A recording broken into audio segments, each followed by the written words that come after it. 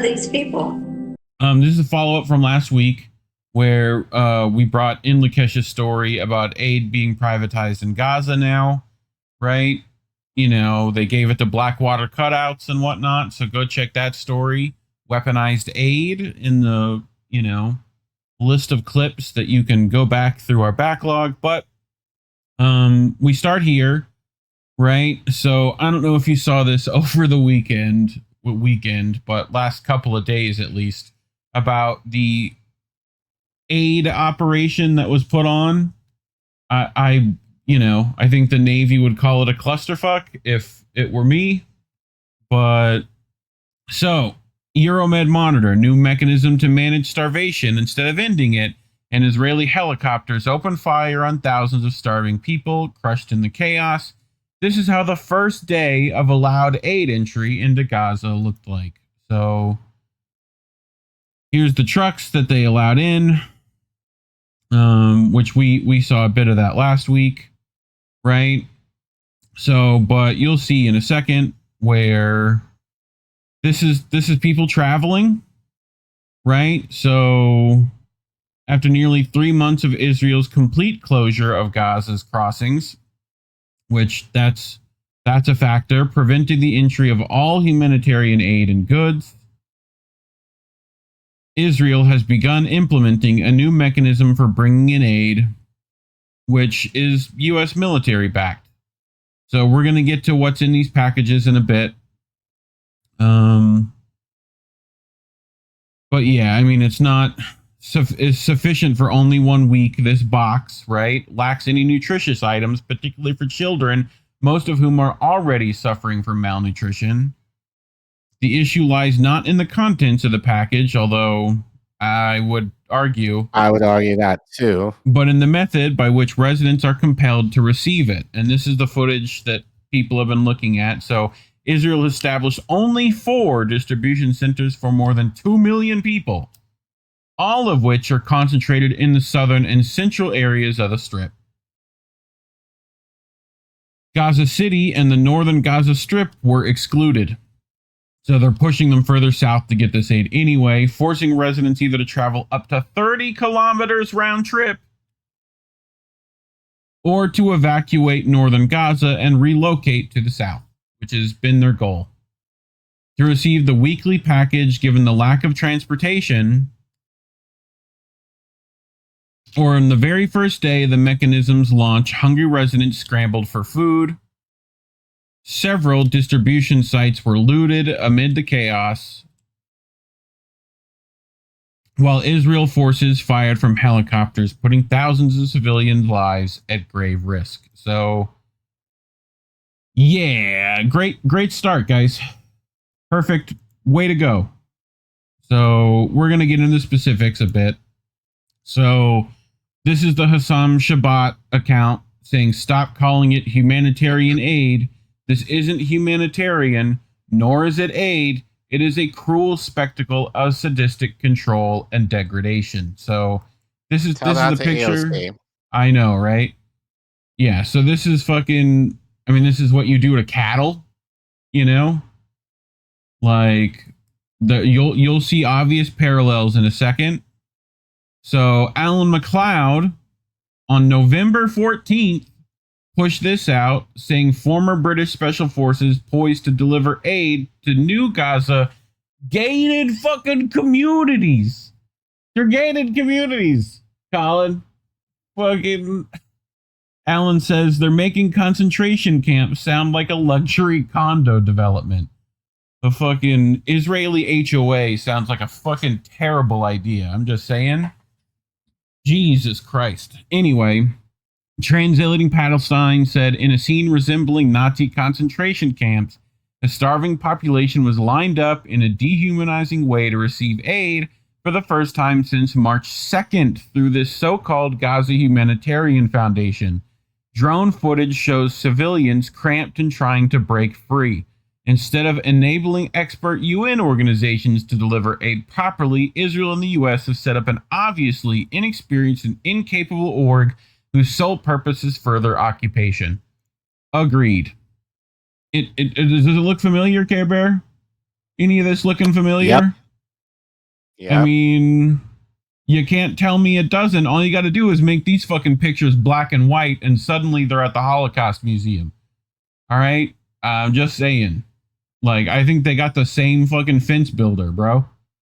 You know? Matsum Andalul, different places, different times, different people, but similar oppressive schemes and similar oppressors.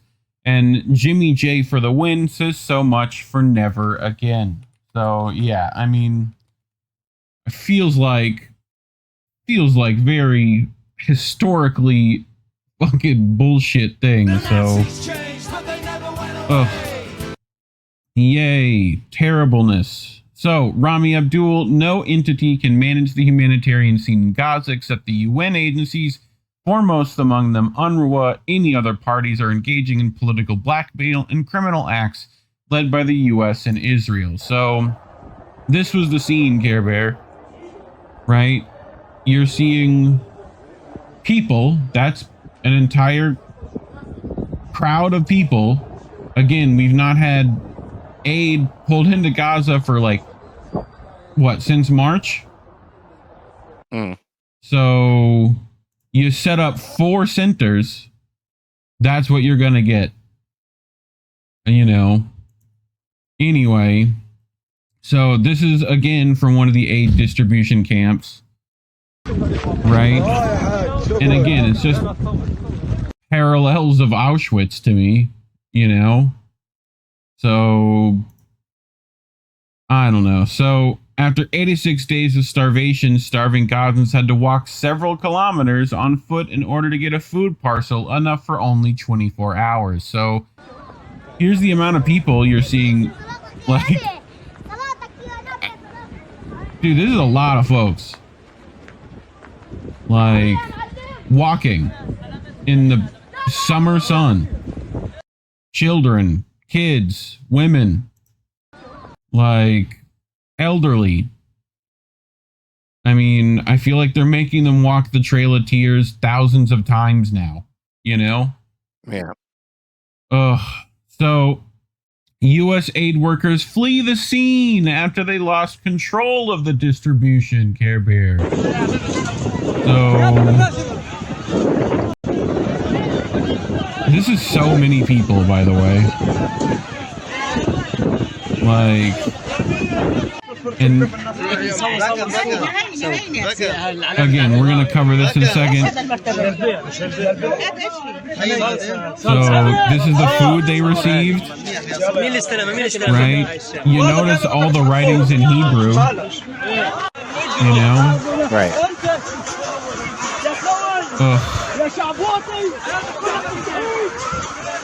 I mean, it's just fucking chaos, man. Like, so again, shots were fired.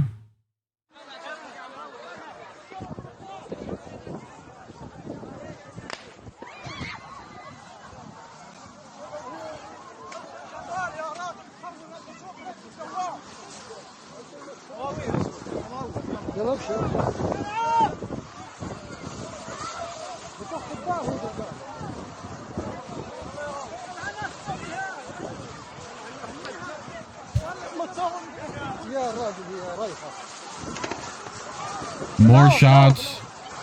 More shots.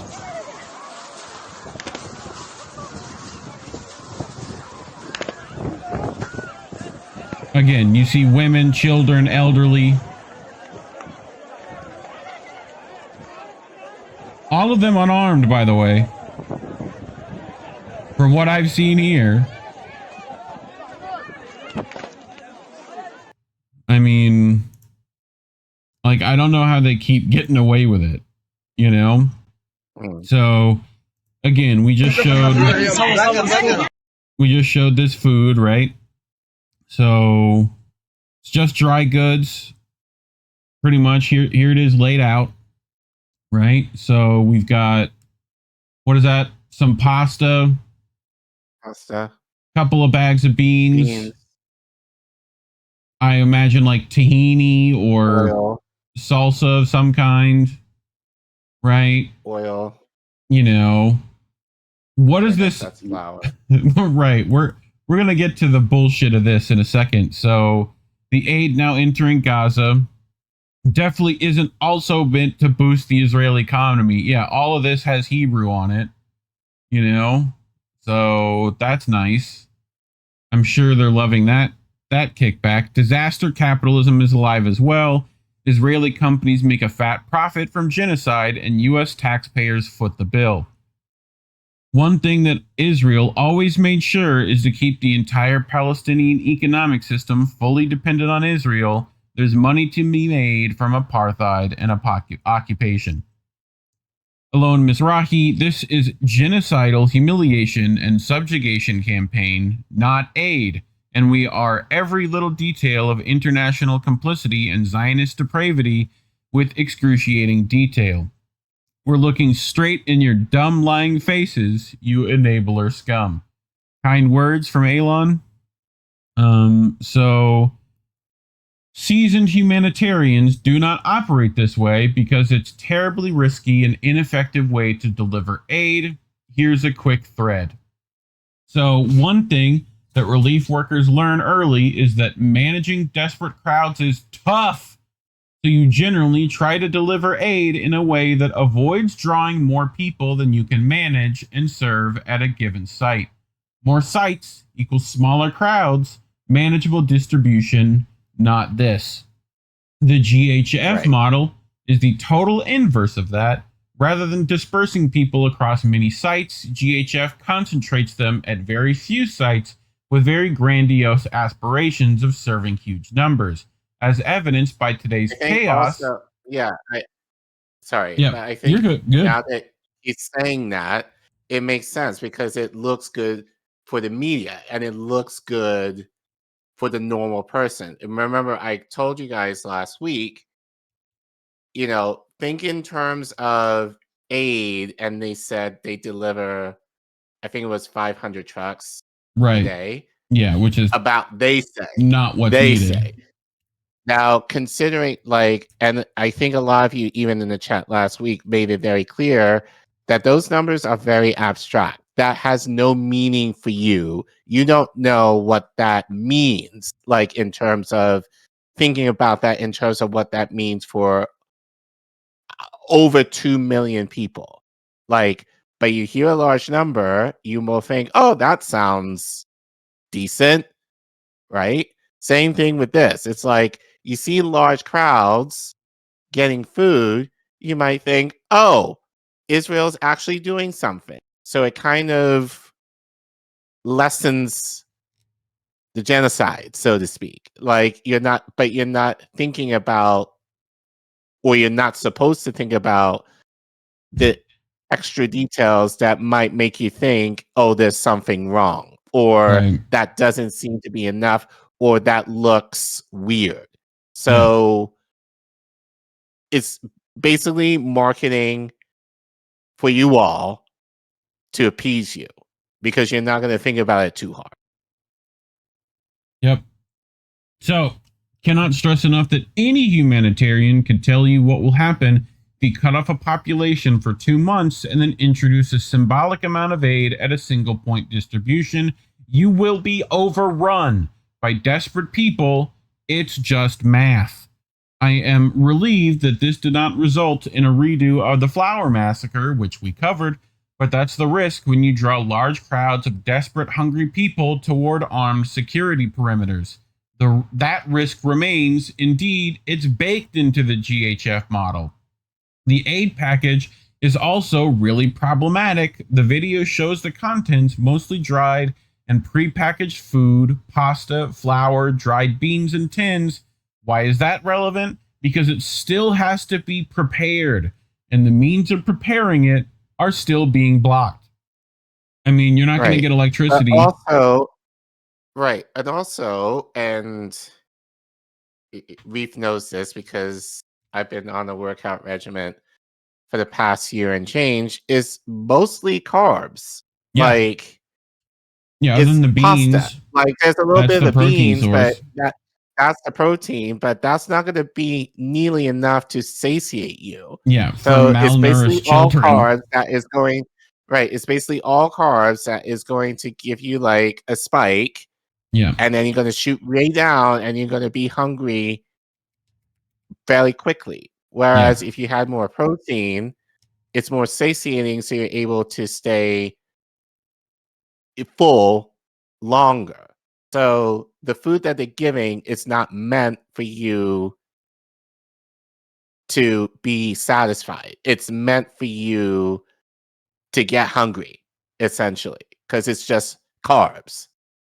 But again, it's the idea of like, it's not like these like the military ready meals that you can add water to it. Like, and even that is like they have no access to cook the food depending on where you are. So it's like you're giving them the food, but they can't even eat it.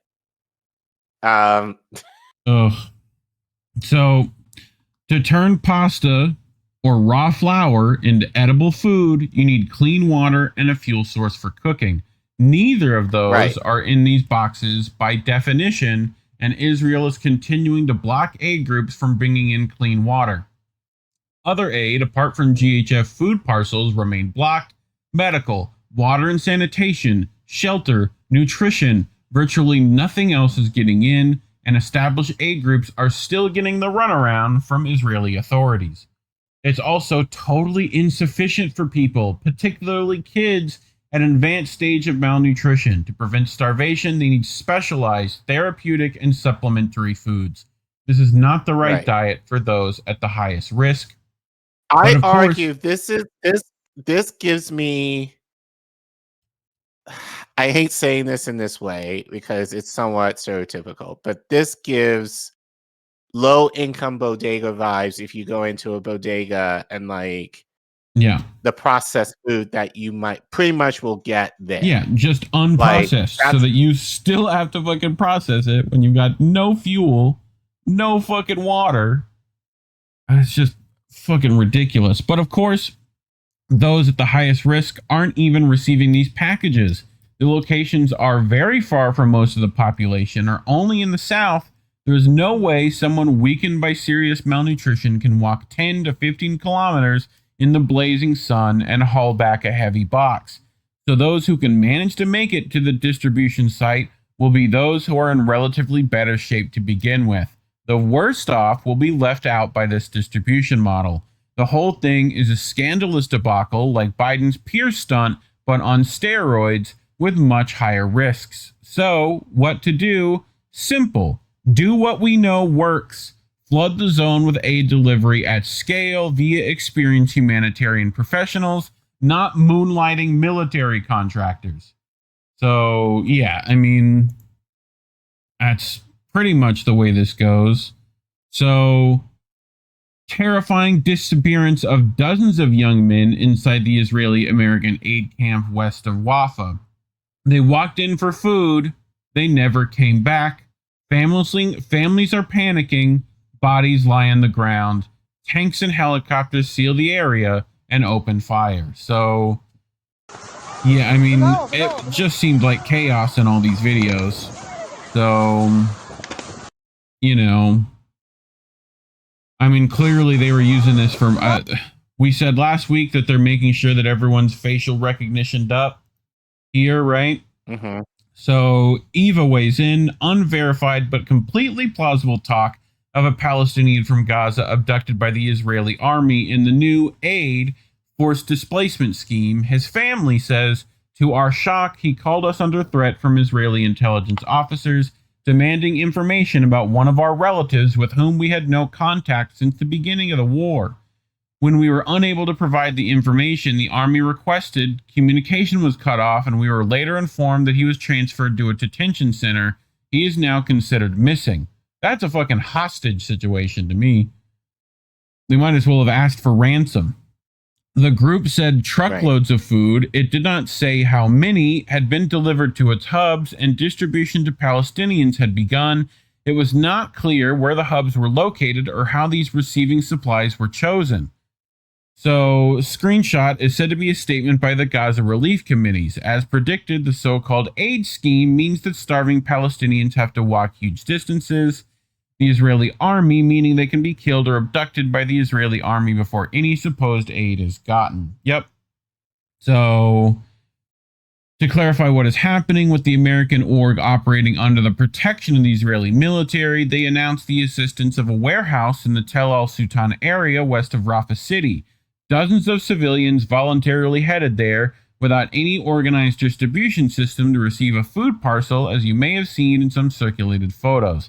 The process does not follow any regulated distribution mechanism like those previously managed by UN agencies. It is merely a demonstration, a way to claim that aid distribution has resumed. The minimum distance a person must walk to receive a food parcel that barely lasts 2 days is more than 15 kilometers. There is no public transport, only basic local tools like donkey-drawn carts can sometimes reach the area. A humanitarian appeal, which we have verified, was issued by a family whose relatives was detained during the distribution due to the military's presence nearby. We are talking about tens of thousands across the Gaza Strip who will not be able to access these old points. A single distribution location in Rafah, in the heart of a military incursion zone, poses significant danger and threat. It will not be effective unless aid distribution is returned to a system managed by UN affiliate institutions.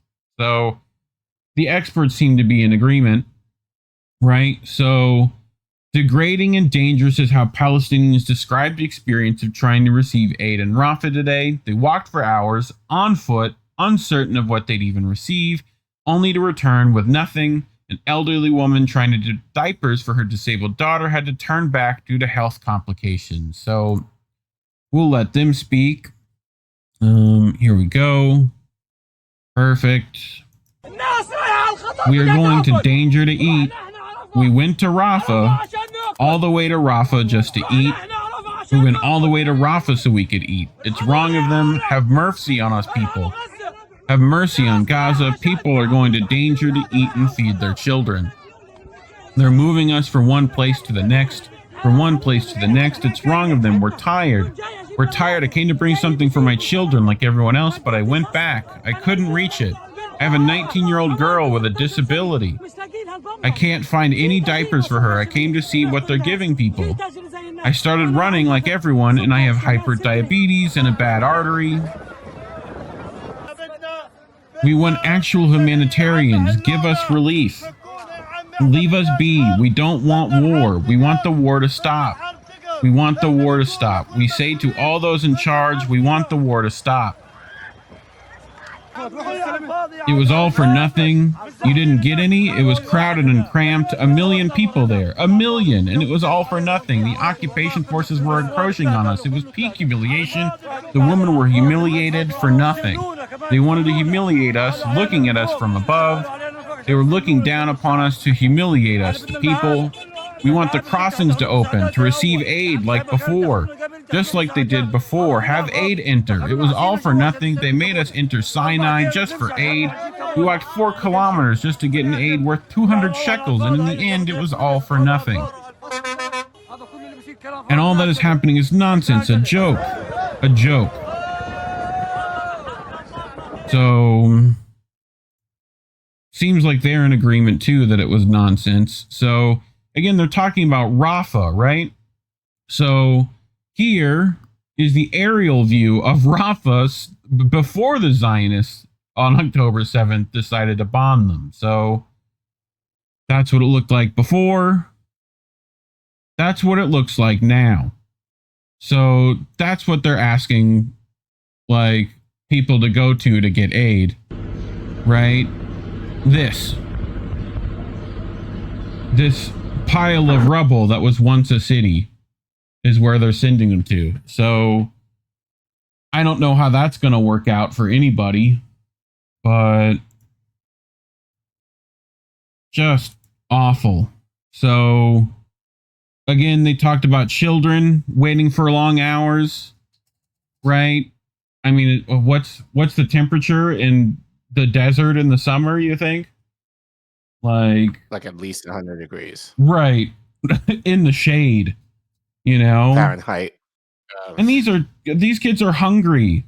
Most of them haven't had like real food in months, you know? So I mean, and they're giving them a soup that they prepared on site because they're not going to cook that shit at home. So again, the Palestinians having to take this into their own hands and like prepare food for I don't know how many, you know? So I mean, just the parallels are kind of ridiculous. So I mean, they're also just I mean, literally kids were getting burned. So say again. No, I'm just saying like they're. Yeah, I'm just saying like they're gonna burn themselves doing all of that. Right. So. I mean, they were literally just getting like people crushed. So.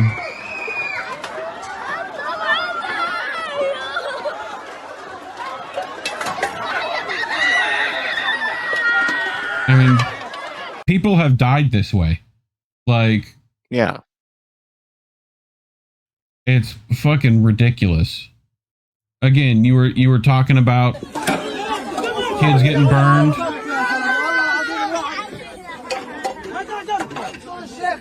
I mean, scalding liquids being fucking thrown around, right? Like,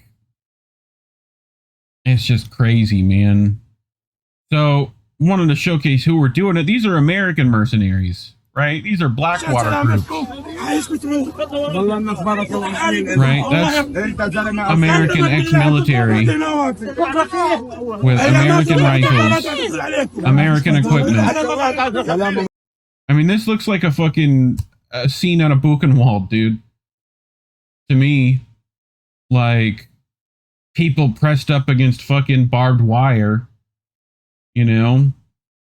So, now, I saw this online, and there's some arguing whether this is AI or not, right?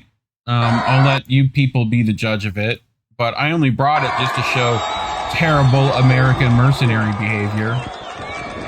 So, you know, again, people said the audio may have been AI. Lots of confusion online about that. So take that with a grain of salt, but I just like how they got the terrible US mercenary in there. So, but the aid distribution today was stolen, funny how that works, by the American-Israeli company and the Israeli army from ROM Worldwide. The organization was misled and several of its trucks were taken, which were then used by them to distribute the aid themselves. So, like, yeah, Indy says because it says people were cheering for the American, which, you know, I doubt they would actually do. So, didn't look like they had much time to do that. But, again, this is the aid that was like, it was straight up stolen. Like, they didn't even bring their own aid. Like, I just don't know how this works. Speaking of stealing, Gazans are circulating videos showing their seizure of supplies and contents from the security zone. One of them was this sign, Care Bear. Right? So, here's this sign, right? I had to translate it. It says you are entering human territory. Do not go down the road and do not stay in the area. Whoever violates the instructions puts his life at risk. So, this is the kind of signage they're putting up.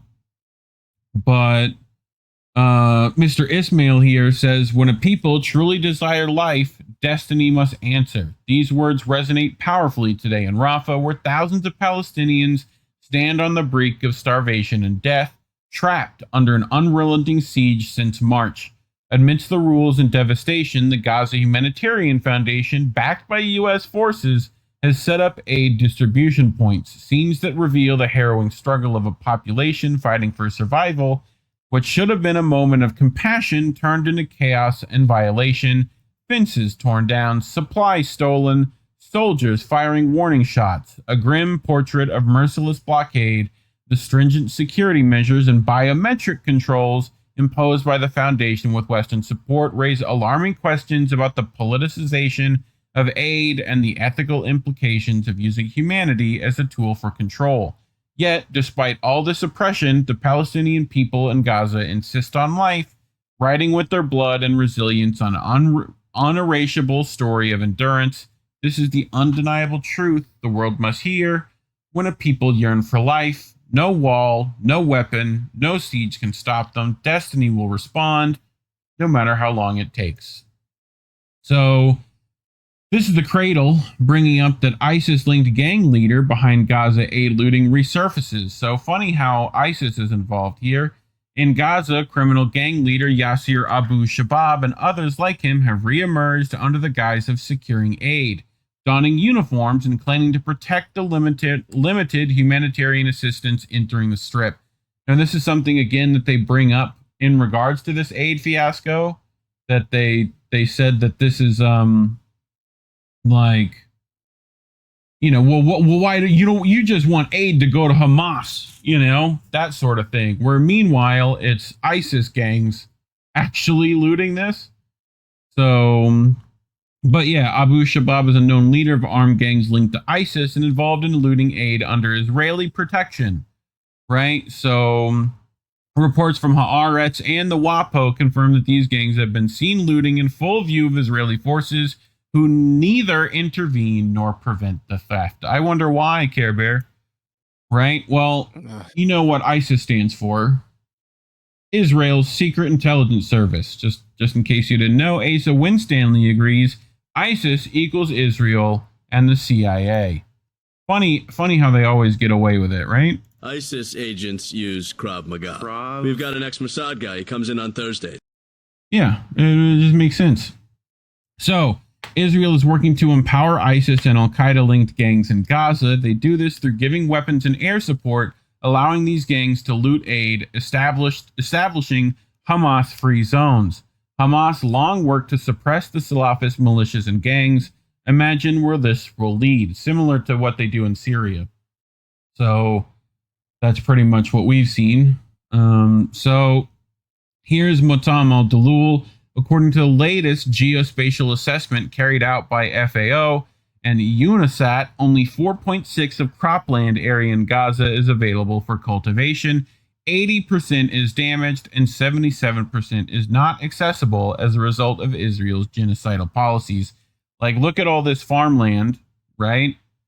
So, like, what's the, like, cropland available for is like this little green bits. The tiny little green bits in here is the available cropland they have.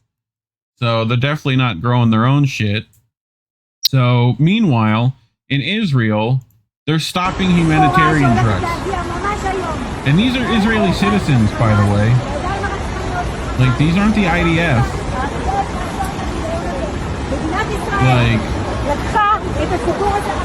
so I don't know where you get off stopping food from being delivered. I don't get that.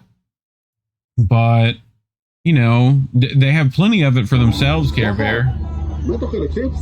Like, they're literally setting up fucking barbecues on the other side of the fucking strip. So, they've got plenty of watermelon for themselves. So, funny how that works. Ugh. And they're going to take out the wheat silos. So you're not even allowed to fucking hold the wheat that you grow. Right? They happily destroy the fucking infrastructure. They've been doing this. So, similar to our stories here where they destroy food production. But, you know, don't mind us. So, in blow to Israeli-backed aid efforts, CEO of group supposed to manage it resigns. So, the CEO of the Gaza Humanitarian Foundation, right, decided to resign after this fiasco. Funny how that works. Eva says, this reeks of creating the circumstances that prevent benevolent Israel from letting aid into Gaza. It's nonsense, of course. Israel controls all entry points into Gaza, could have long ago instructed the crossings to be opened. to the countless aid trucks waiting to bring desperately needed food, water, medicines, life, basics into Gaza, top Israeli figures have repeatedly boasted of their intent to deliberately starve to death Palestinian civilians in Gaza. Now, Israel can claim it was ready to help, but can't, since this utterly, unnecessarily, and highly questionable new aid organization is directorless. The premise of Israel now potentially allowing only this organization bring aid into Gaza is Israel's claim that Hamas steals aid coming into Gaza, a claim which Israel provides zero evidence for, like all of Israel's other claims. This is particularly sadistic, given recent reports on actual aid theft being long enabled and protected by Israel. Abu Shabab had established a fortified base in an Israeli-controlled zone in Rafah, now a kill zone. These groups operate under Israeli military protection, routinely looting aid convoys, especially in areas like eastern Rafah and Qarib Abu Salem. Abu Shabab is a known leader of armed gangs. Last year, the New Era reported that Abu Shabab, among others, was working alongside hundreds of thieves under the protection of Israeli occupation forces, the primary entry point for aid convoys near the Karim Shalom crossing. Multiple reports, including from Haaretz and the Washington Post. Right, we talked about that. Jake Wood, founder and executive director of the Gaza Humanitarian Foundation, resigned from his position on Monday. The UN and other international organizations in Gaza vowing not to cooperate with GHF, arguing that its aid initiative violated humanitarian principles by requiring Gazans to walk long distances in order to retrieve aid and limiting distribution to southern Gaza in what would forcibly displace the Palestinian population. This is the continuation of Israel's sadistic plan of mass starving Palestinians in Gaza to the point where they are forcibly displaced, for Israel to steal more Palestinian land. So that's pretty much what we said. But any closing thoughts before I get us out of here? I mean,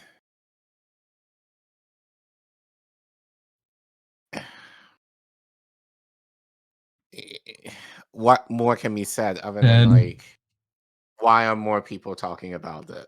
Yeah. So fucking terrible, isn't it?